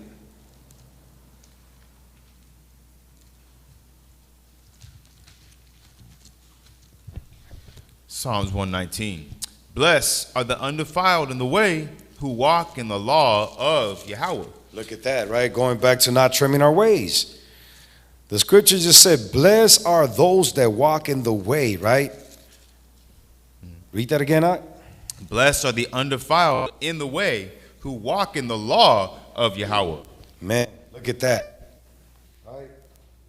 Those that are not trimming no way to seek this fake love. Continue on. Blessed are they that keep his testimonies and that seek him with the whole heart. Mm-hmm. They also do no iniquity, they walk in his ways. Read that again. They also do no iniquity. Look at that. They also do no iniquity, right? They don't commit no transgressions, right? They walk in his ways. Remember back to what we read at the beginning of the class, right? To walk in an artificial manner. They're not walking in a fake type way. They in the route that the Most High laid out for us. So it says, they also do no iniquity. They walk in his ways. Go ahead. Thou hast commanded us to keep thy precepts diligently. Mm-hmm. Oh, that my ways were directed to keep thy statutes. Go ahead. Then shall I not be ashamed. There we go. And then going back to being able to have that communication, not only with the Most High, but with the people. You're able to come through and correct people and take correction if you know you're doing what you need to be doing. And that's really your focus. Your passion is doing right with the Most High. And you're not going to have issues when somebody corrects you, and you're going to be good at correcting people, right? Go ahead. Then I shall not be ashamed when I have respect unto all commandments. Look at that. I mean, it just makes sense, right? It's that simple. Continue on. I will praise thee with uprightness of heart when I shall have learned thy righteous judgments. Go ahead. I will keep thy statutes. Oh, forsake me not utterly. Forsake me not utterly, man. Right? So these are the things that we got to look at. Read 119 and 13 right quick. With my lips I have declared all the judgments of thy mouth. I have rejoiced in the way of thy testimonies as much as in all riches. Look at that. So going back, when you know you need something, you need to say something, you must say it. No matter how. Again, it's gonna take for you to really think things through. Because remember, you only have one chance a lot of times. Is that one chance. And if you don't get it right that first time, more than likely there's not going to be a second time. But that's how important this is. You got to have the conversation with your brother. You got to have a conversation with that sister, with your spouse. You got to be like, all right, let me make it work. Help me. Help my words. Help me be able to relay the message properly. So you put yourself out of the equation, right? Your emotions, your feelings, that means nothing. And the main thing is because you want to help save that soul by that conversation that you're going to have. You want to reconcile whatever situation, you want to amend whatever issue is at hand. Whatever situation happened in the past, you want to fix it. That should be the focus. And if that's the focus, your feelings, your emotions should be out the picture, right? Going back to, having that passion for your people. So go back to Ephesians 6 and read 7. 8 actually. Now we were at 7. Ephesians 6 and 7. Galatians 6 and 7. I'm in Ephesians, so that's why I'm looking at that. Salakia family. Galatians 6 and 7. Yeah. Galatians 6 and 7. Be not deceived, God is not mocked. For whatsoever a man soweth, that shall he also reap. For he that soweth to his flesh shall of the flesh reap corruption. But he that soweth to the Spirit shall of the Spirit reap life everlasting. And that's something that we got to take into consideration all the time when we're having, when we're dealing with our people. Am I pleasing the flesh? I'm right here with my brothers, with my sisters, with my kids. They're not in this law, but I enjoy having time with them, spending time with them. Although I know I have other things that I should be doing for the nation, for the people of the Most High. But I'd rather be doing this. You have another mic guy? I'd rather be pleasing the flesh. You're not pleasing the Spirit no more. Because remember, you got to cut things out. You got to cut people off. Amen. That's the only way you're going to prove yourself unto the Most High. Guess what? This brother, this sister actually sacrificed her flesh for the Spirit, for the Holy Ghost, for the Holy Spirit. He understood that the relationship between her, him, and whatever other person that was not in this law was not as important as the people that are keeping this law. Because those are the people that are helping build the nation. Remember in the book of Maccabees, he said we fight for what? For our kids, for our women, for the law, for the nation, for the Most High. But then you had the other people that were like, you know what? We're just going to follow the king. Because he got us, man. We got all types of benefits. All you got to do is be cool with the king and we're straight. That's the same thing, the same mentality that a lot of our people have. A lot of our people in the walk, in the so-called truth. Exactly, by our own selves, by our own hearts, minds, and so forth. Go ahead. And let us not be weary in well-doing, for in due season we shall reap if we faint not. So it says, let us not be weary in well-doing. For in due season, right? In due season we will reap if we faint not. Endure until the end, right? That's what it's letting us know right there. Let's go from there. Let's get 1 Corinthians 15 and 58. 1 Corinthians 15 and 58. Therefore, my beloved brethren, be ye steadfast, unmovable, always abounding in the work of Yahweh, For as much as ye know that your labor is not in vain in the Lord. We don't really consider it though.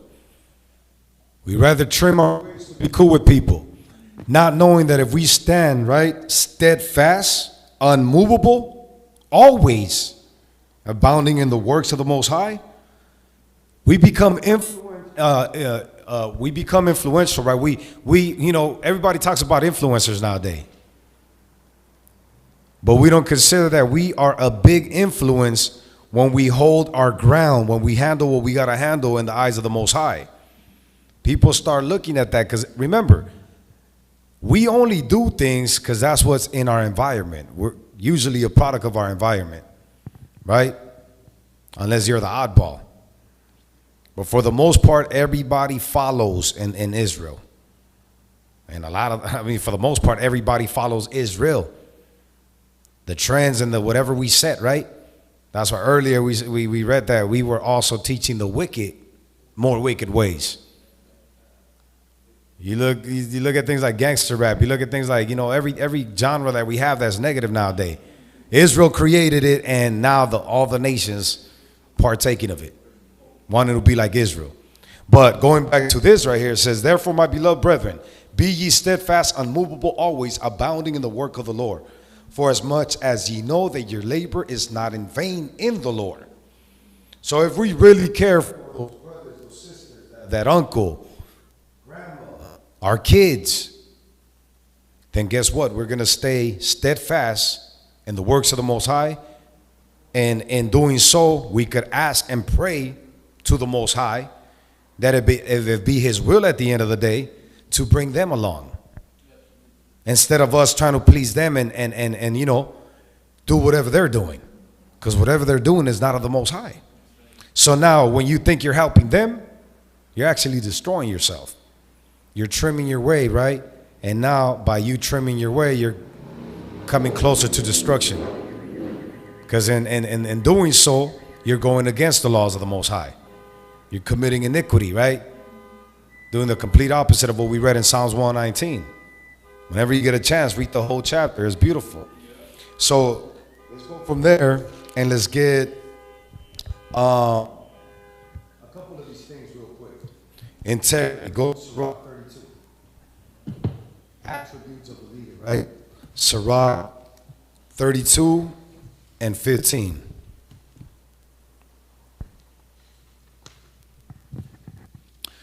He that seeketh the law shall be filled therewith, but the hypocrite will be offended thereat. Look at that. When we get offended, when people come through and check us, and you know that they mean well, because you know that they have a track record of that, of doing so, and you're the individual that gets offended, what did it say previously? He that seeketh the law shall be filled therewith, but the hypocrite will be But offended. the hypocrite, that right there, should be an indicator that you are an hypocrite. Right? Because it says, but the hypocrite shall be what? Will be offended thereat. Will be offended. Continue on. They that fear the Lord shall find judgment, and shall kindle justice as a light. A sinful man will not be reproved, but findeth an excuse according to his will. Look at that. A sinful individual always finds an excuse, right?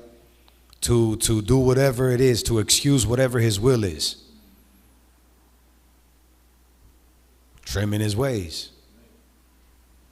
There's two sides to that, and it's a matter of sometimes coming forth and speaking to a person, and a lot of times a person is just watch a matter for a length of time, and the individual that see that's got the problem that they got the problem with, they notice that they ain't saying nothing, they watched it go on, and then all of a sudden they attack rudely to tell them in a rude way when they could have just addressed them in a nice way and tell them, and let the words out.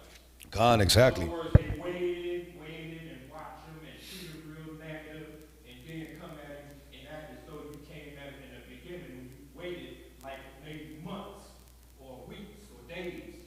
But That's another Yeah, but that's what we read earlier and how to deal with it, you know? Right? And these are things you can't just let them pass. You got to address them.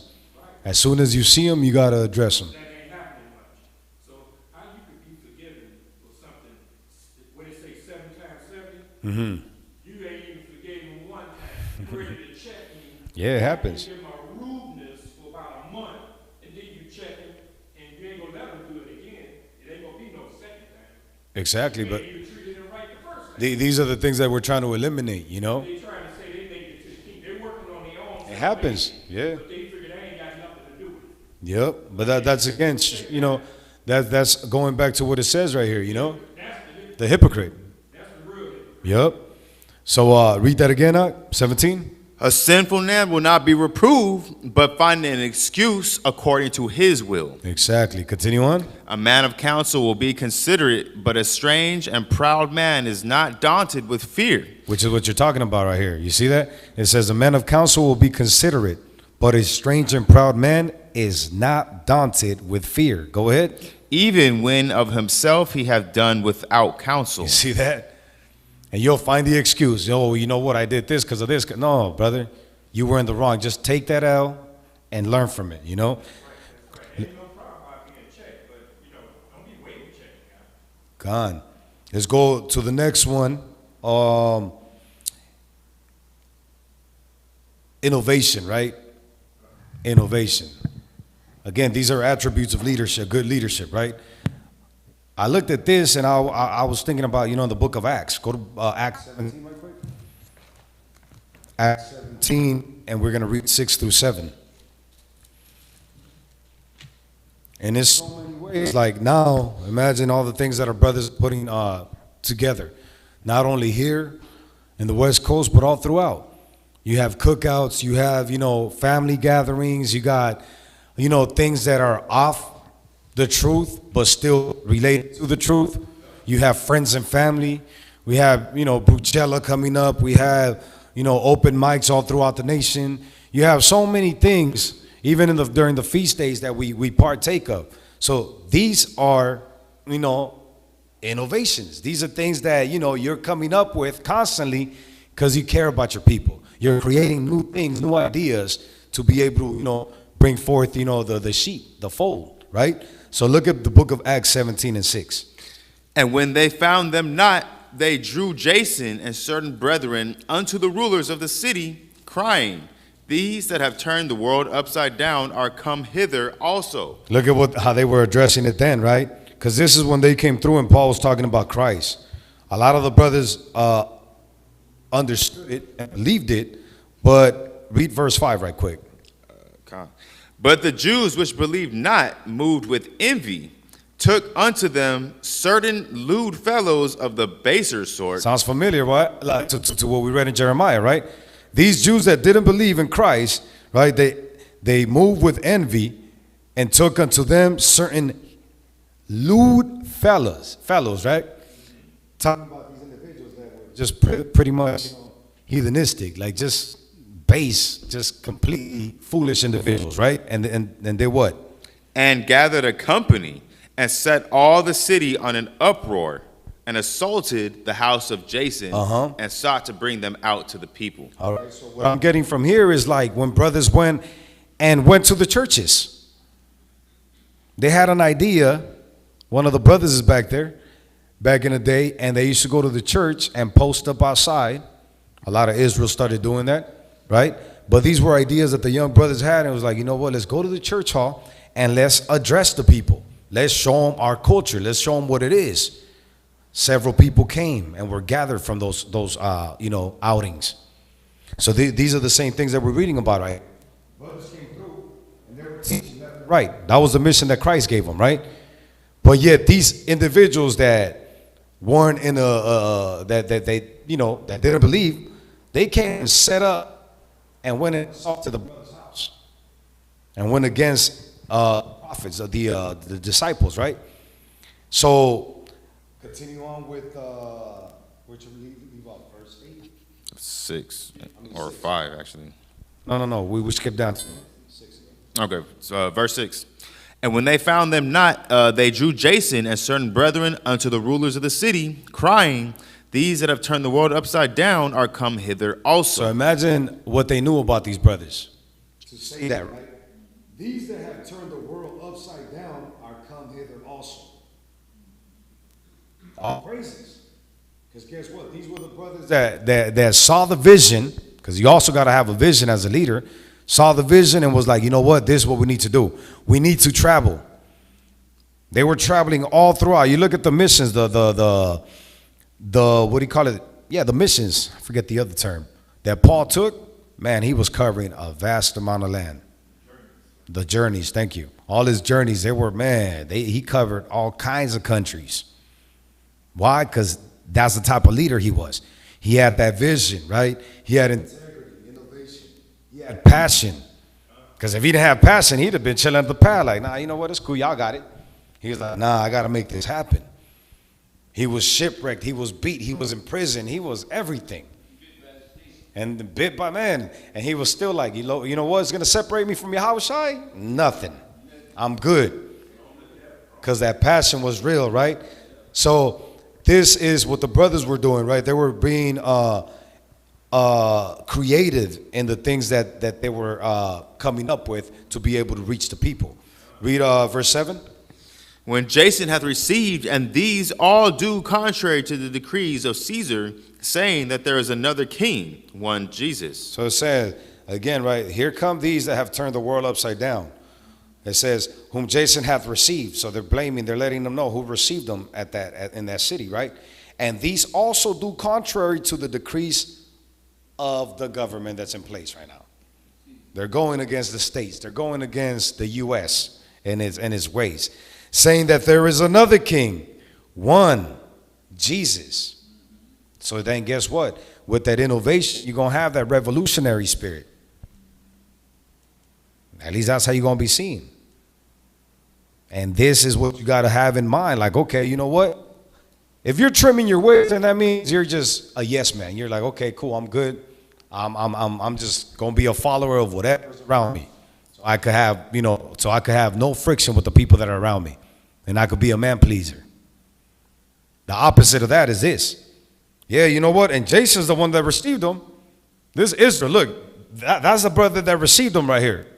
These brothers that are turning the world upside down and going against Diana, which was the Virgin Mary and Guadalupe and all that of those days, right? Going against the grain. So it's like, yeah, guess what? That's what it takes.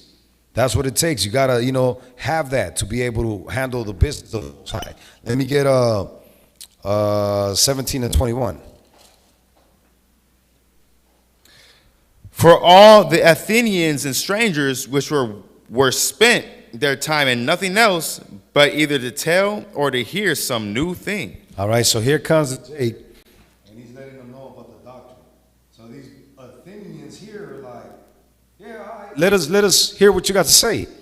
Because it says, for all the Athenians and strangers which were there spent their time in nothing else, busybodies. This is where we find ourselves sometimes seeking after different doctrines and studying everything, but never coming to the understanding of the truth. We up here, we there, but it's telling you, guess what? This is what these brothers did. They spent the whole time searching things out, but never really coming to the understanding of the Most High. Right? So continue, finish that up. 21. 21 is done. 22? Again. Khan. For all the Athenians and the strangers which were there spent their time in nothing else but either to tell or to hear some new thing. I can get 2 Timothy 3:7. So like, before you go there, continue on 22 down to 23. For as 22. Then Paul stood in the midst of Mars Hill and said, Ye men of Athens, I perceive that in all things you are too superstitious. Look at that. He's cutting it. He's like, look, man, I'm going to let you go straight up. Y'all too superstitious, right? Look, read. For as I passed by and beheld your devotions, I found an altar with this inscription. Listen. To the unknown God. To the unknown God. Isn't that crazy? We will do whatever we want to do. Whatever our minds guide us to do, that's what we're going to do. So he's like, damn, Akim, y'all tripping. You out here, y'all want to search out every doctrine, learn every new thing under the sun. But look at this. You guys are completely disconnected from the Most High. You're full of, superstitions. It says, for I passed by and beheld your devotions. I found an altar with this inscription, to the unknown God. Finish. Whom therefore ye ignorantly worship, him I declare unto you. Man, look at that. And then he goes into the understanding of the Most High, right? Now get 2 Timothy 3:7. We're almost done. 2 Timothy 3:7. Con. Ever learning and never able to come to the knowledge of the truth. Now as Jannes and Jambres withstood Moses, so do these also resist the truth.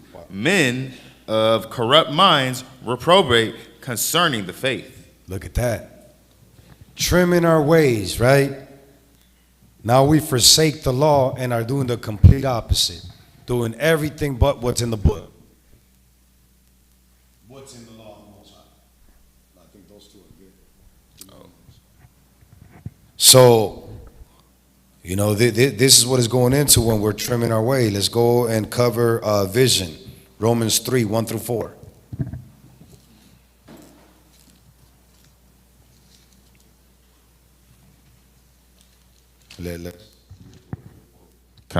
Romans 3:1-4. What advantage then hath the Jew, or what profit is there of circumcision? Paul and all these other apostles, right, they understood what the vision was. The question is like, man, what was the problem? Right? What's the end? Much every way, chiefly because that unto them were committed the oracles of God. For what if some did not believe? Shall their unbelief make the faith of God without effect? God forbid. Yea, let God be true, but every man a liar, as it is written, that thou mightest be justified in thy sayings, and mightest overcome when thou art judged. Of not trimming our ways. Let's get passion. Romans 12:11.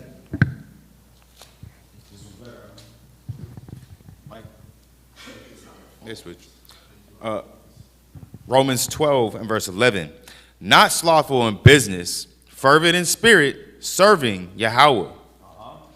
Rejoicing in hope, patient in tribulation, continuing instant in prayer, distributing to the necessity of the saints, giving the hospitality. Bless them which persecute you, bless and curse not. Rejoice with them that do rejoice, and weep with them that weep. See that? It's a whole lot of work, right? You have that passion, you understand a lot of things. You got to have long suffering. Remember when they were saying that Paul did not believe in the law of Moses, and they were trying to kill him. You got to read these things. Remember, when we're going through something, we feel like, oh man, I was done dirty. You know what? I read Paul had it worse. Job had it worse. This brother had it. Christ had it worse. So then that's going to get us in a state of mind where it's like, you know what? I'm cool. It's not about me. As long as I know with the Most High that I'm doing what I need to be doing, then I'm cool. That's really what matters, right? So let's go and get communication. Get Hebrews 13:16. Remember, again, attributes of leadership, which is the complete opposite of trimming our ways. Because, we need to be steadfast in what is necessary for us to please the Most High. So get that right quick. Hebrews 13:16. Communicate, forget not. For with such sacrifices, God is well pleased. So let's go from there. Let's go to Sirach 4:23. Yes, sir. Sirach 4.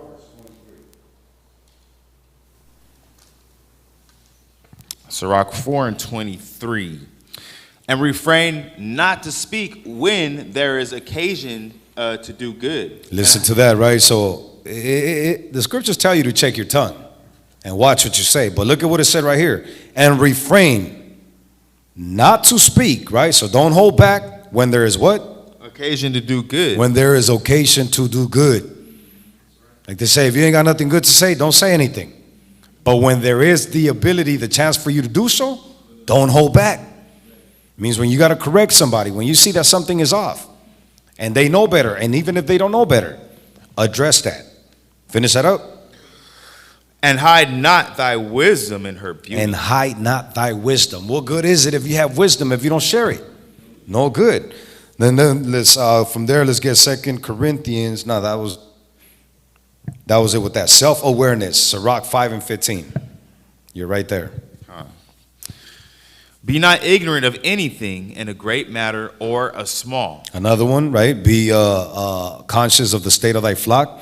And let's also get Sirach 4:20. You're right there. Observe the opportunity and beware of evil, and be not ashamed when it concerneth thy soul. You see that? It says beware. It says observe the opportunity and also beware of evil.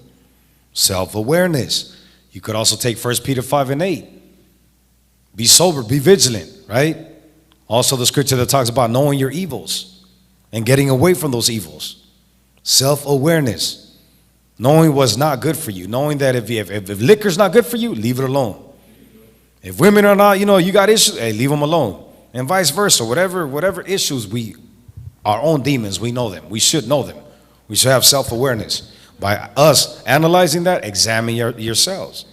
All that shows you when we're meditating on these things, okay, now I'm being better. The last one, I'm not even going to cover that, but courage. Courage, you look at it, we could sum it up with, 2 Timothy 1:7. Most High didn't give us the spirit of fear. And the list goes on, but these are just a couple of things that are the opposite of trimming our way. Because we already know when we trim our way, we're back to doing what? It says walking in an artificial manner. We're not in the truth at all. We're in the opposite. Right? So with that, we conclude this lesson this evening, and Most High willing, all praises. We'll see you guys tomorrow. Most High willing, catch us at 4:30. Pacific time, to close out the Sabbath with Bishop Tazaiwan, and we pray that you continue to have a blessed Sabbath. Shalom.